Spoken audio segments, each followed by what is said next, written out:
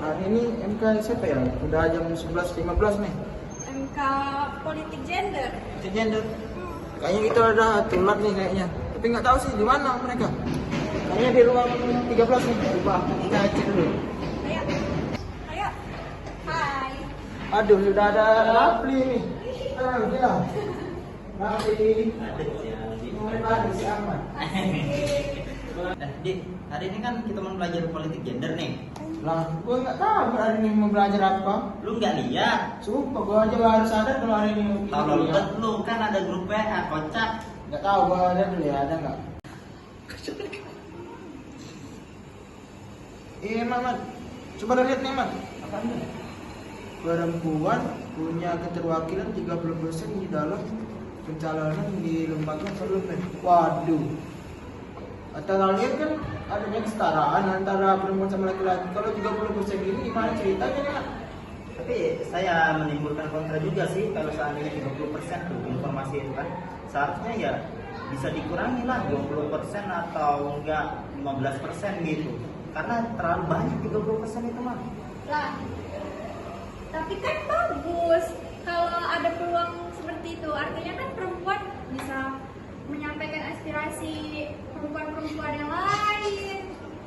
Kan gini dia, katanya itu perempuan itu mengaspirasikan suara perempuan. Apakah seorang laki-laki itu kurang di situ kan untuk memikirkan seorang perempuan gitu? Gimana pendapatmu? Lah, Mat, gua aja nanya sama lu, gua kan nggak tahu apa-apa, gua cuma lihat beritanya aja. Cak lu kupu-kupu kuliah pulang lu. Yang gua nggak tahu, Mat, gimana gua mau jelasin, gua aja nggak paham apa itu gender. Coba Rap, lu bisa nggak lu jelasin berita yang gimana sih? Oke, jadi itu beritanya itu baru terbit berapa tahun kemarin gara-gara kurangnya partisipasi perempuan di parlemen. Jadi 30% itu dikuotain oleh KPU buat perempuan itu punya kesempatan yang sama. Oh gitu. Iya gitu.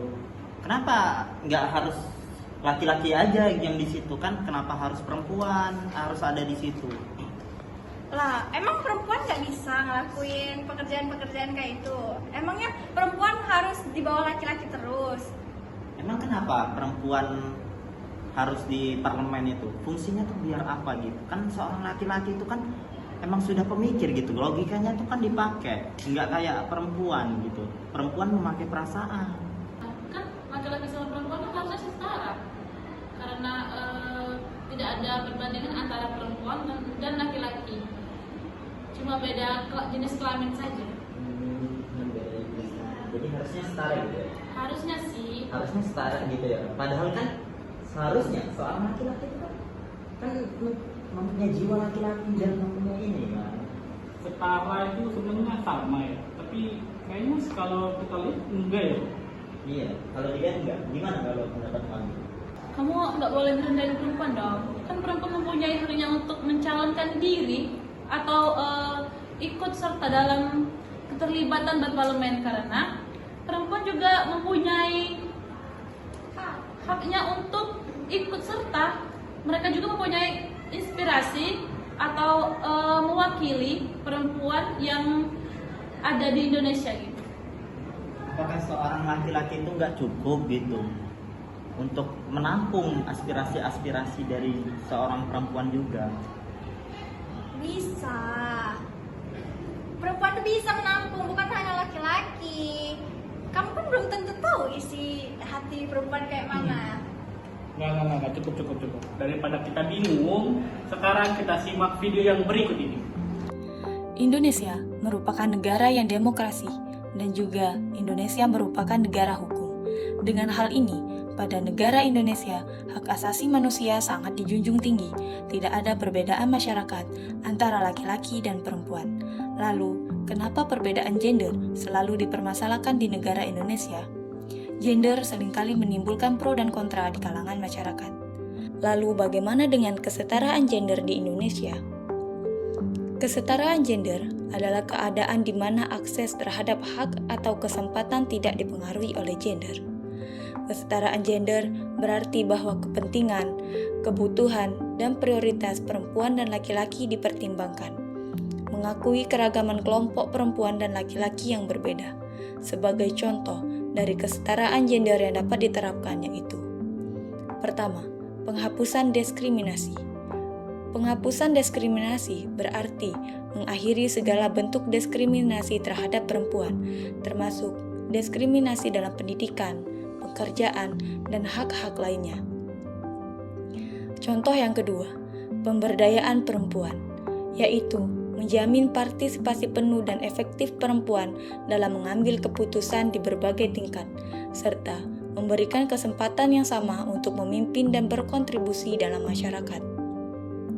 Tujuan dari kesetaraan gender itu sendiri yaitu untuk mengakhiri segala bentuk diskriminasi terhadap kaum perempuan, menghilangkan kekerasan terhadap perempuan, serta menjamin partisipasi penuh dan efektif perempuan dalam mengambil keputusan di berbagai tingkat, termasuk politik, ekonomi, dan masyarakat.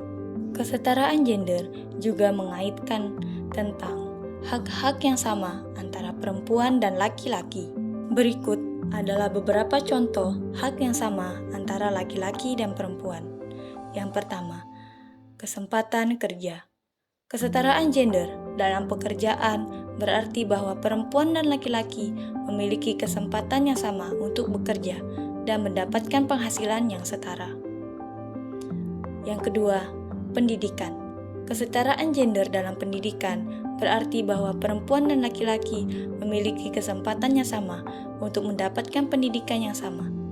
Pendidikan yang menyertakan setiap anak dalam sistem sekolah memungkinkan anak perempuan menjadi lebih sehat, produktif, dan memiliki masa depan yang lebih baik. Hak yang ketiga yaitu kesetaraan gender dalam kesehatan.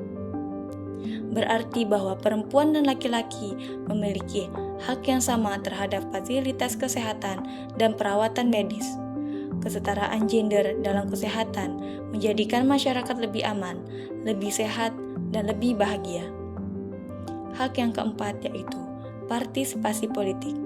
Kesetaraan gender dalam partisipasi politik berarti bahwa perempuan dan laki-laki memiliki kesempatan yang sama untuk berpartisipasi dalam mengambil keputusan di berbagai tingkat, termasuk tingkat politik.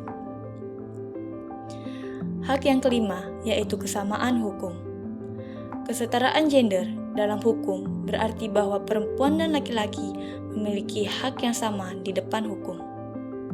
Dilihat dari 5 hak yang sama antara perempuan dan laki-laki dalam kesetaraan gender, dapat disimpulkan bahwa kesetaraan gender sangat penting untuk mencapai keseimbangan dan keadilan dalam berbagai aspek kehidupan, serta meningkatkan taraf hidup dan kemampuan masyarakat secara keseluruhan. Nah, gitu penjelasannya teman-teman. Pada paham nggak? Paham. Kamu? Enggak paham. Ini mereka paham ini.